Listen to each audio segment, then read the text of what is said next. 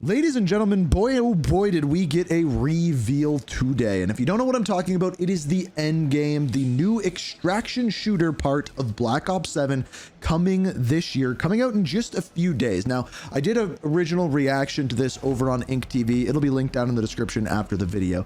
But as per usual, this channel is all about story. And in the past 2 days, we got the story so far trailer for Call of Duty Black Ops 7, as well as the end game reveal, which is tied directly into the co-op campaign and story for Black Ops 7. And I found some weird things, some things that will help explain to us what's going on in multiplayer, what is going on in campaign, and what is going on in endgame, and definitely some things you're going to want to know a little bit more about going into the launch of Black Ops 7. And they all start out with something that we have quite literally been talking about for years, and that is whether or not Alex Mason, David Mason's father, the main character of Black Ops 7, died in 1989 in Panama or not. This is what I'm talking about.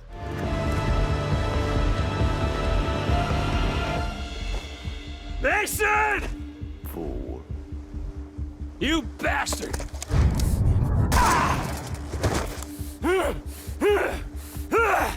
Fuck! Menendez! So this didn't start this year, this started last year. Now, if you don't remember what I'm talking about, I did make a video on this, but let me briefly explain.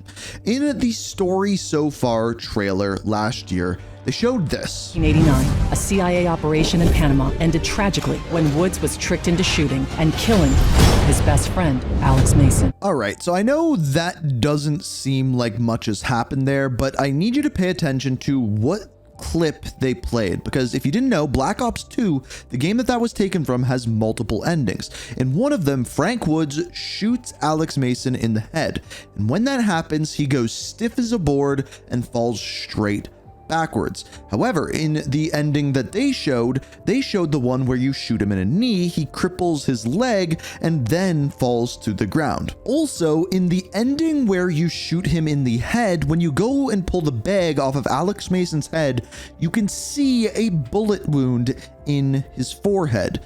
However, again, if we go back to that Black Ops 6 story so far, it shows the one where you shoot him in the knee and there is no bullet wound in his head. Now, I pointed this out last year. When they put out this trailer, I said, well, this is weird, especially because they put out a Call of Duty podcast where they said this. And this is where we can say, and we're canonizing, this is where Woods killed Mason. He was tricked into killing his best friend Mason by, Raul Menendez, who kind of set up all this stuff in Panama. Huge moment, right? Woods is then again dealing with that. And again, so they literally outright say that Woods killed Mason, and we're going to see this again in a second. But the weird part is last year they had a slogan called "The Truth Lies," which made me think that they were blatantly lying to us. Now, I'm going to explain to you why this is important in a second. But first, we have to look at what they did this year. A job that began with CIA operative Alex Mason in the mid-'80s, leading to his death in 1989. So this is from the Black Ops 7 story so far, once again showing the same clip as last year where there is no bullet wound in Alex Mason's head. And I pointed out that they did this last year, yet this year, again, they used the same clip, almost telling us that he's not dead. Now, just like last year with the Call of Duty podcast, if we look at the story so far blog, scroll down a little bit to the section about the 1989 era, it says that Woods and Mason are in Panama during the American invasion, seeking a target known as Nexus 1. The target identity is obscured, a bag is secured over their head. Over the comms, under the threat by Menendez, captured operative Jason Hudson lies to Woods, telling him that Nexus 1 is Raul Menendez and to take the shot. Woods falls for the bait and shoots Nexus 1, only to discover that he has been tricked into executing his friend Alex Mason. Specifically, executing, in other words, killing his friend Alex Mason. So in other words, they're telling us two very separate things. And just like last year with the Truth Lies slogan, they gave us another slogan this year known as "The Past Never Dies," which again, extremely cryptic. Now, I do think there's an explanation for this. I'm going to go into that later on in the video, but before I do, let me know down in the comments, do you think Alex Mason did die in Panama, or did he live? But just to be clear, not that it matters too much, because he would be over 100 years old within Black Ops 7. I'm not saying that he's gonna be in there or anything. It's just important whether or not he actually died during that time. Now again, let me go into a little bit more to explain what's going on here. Now later on in the trailer, it shows a bunch of people who are in David Mason's JSOC team. And on the left-hand side, we see someone by the name of Karma or Chloe Lynch. Now, why is this important? Well, we know for sure that Mike Harper is a part of David Mason's JSOC team. Now, for Mike Harper to be alive in the year 2035, this is what has to happen in Black Ops 2. Do it!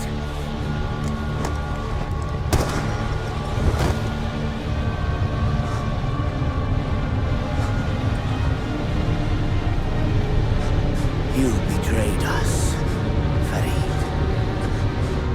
And for what?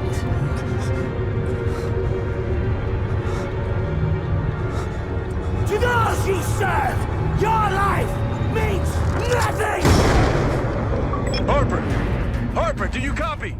So what that means is that another character by the name of Farid, who was kind of undercover with Menendez's crew, dies. However, later on the USS Obama, Chloe Lynch gets involved with Raul Menendez, and the only way she survives is if Farid is alive.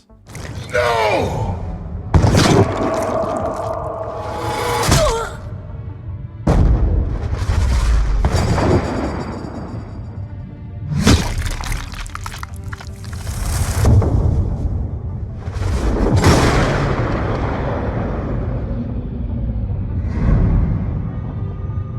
So yes, she does get knocked out, but she does survive. The thing is we know that Mike Harper is alive. So that means Farid's dead, which means Chloe Lynch is dead. Yet in that scene, we see her alongside Mike Harper. Now, the only way that this is actually possible narratively is if in the Colossus mission in Black Ops 2, when you're supposed to rescue Karma, you just ignore her completely, meaning she goes and works for Raul Menendez, and then some point along the line, she never ends up on the USS Obama, but somehow she ends up working with the CIA, which we never got to see. That's the only way that this is possible. Now, what if I told you all of this is going to be possible in Black Ops 7? Because I truly believe a good portion of the campaign, endgame, as well as the multiplayer are not real. And let me explain what I mean by that.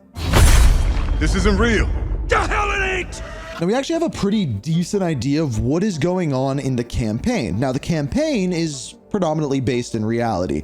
However, what we know happens is a transmission comes through of Raul Menendez. However, we know by the end of Black Ops 2, David Mason killed Raul Menendez, so this isn't possible. So David Mason and his JSOC team, known as Spectre 1, get sent into Avalon to investigate the Guild, the company that is selling their protection to the world. In other words, they're selling a solution to fear. But at the same time, they have this red gas that gets in people's minds and makes them fear things. So whenever you see this red gas, it is your fear. It is not reality. Now, this is further amplified where if you actually go and look at some of what they put out today in that endgame breakdown, if you look at some of the perks, they refer to some of the things that you see on Avalon quite literally not as zombies, not as robots, but as fears. Now that was endgame. This is multiplayer. This is a map called Paranoia, and the description of it is something's wrong at the hospital, but is it real or inside Mason's mind? One area appears normal while the other fractures into a psychological nightmare. What this leads me to believe is that whenever we see this kind of like red color, it means you are inside of David Mason's mind, meaning this entire multiplayer, the entire endgame may be inside of David Mason's mind. And if we go back to the original reveal, we see this really small scene where Frank Woods appears, but we know that Frank Woods is actually dead.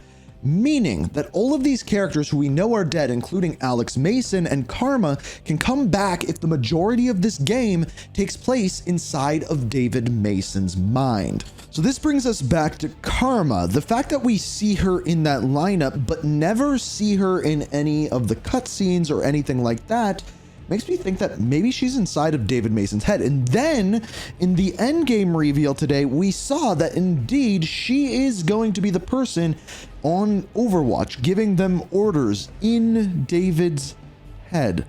Potentially. So what this means is if Karma is back in David Mason's head and the majority of the game, campaign, multiplayer, endgame all take place there, what this means is that that slogan that they gave us of the past never dies could quite literally mean that these characters who are dead are going to be making a return in this game in one way or another. I am very curious. This is the first Call of Duty game in my memory where we have not seen gameplay before the launch of the campaign. Normally we get an entire mission, or at least like half a mission, where we get to see what the campaign's going to look like, what it's going to play. We've seen endgame, we've seen zombies, we've seen multiplayer, but we have not seen a single campaign mission. Maybe we do in the next couple days, and if we do, I'll keep you guys informed.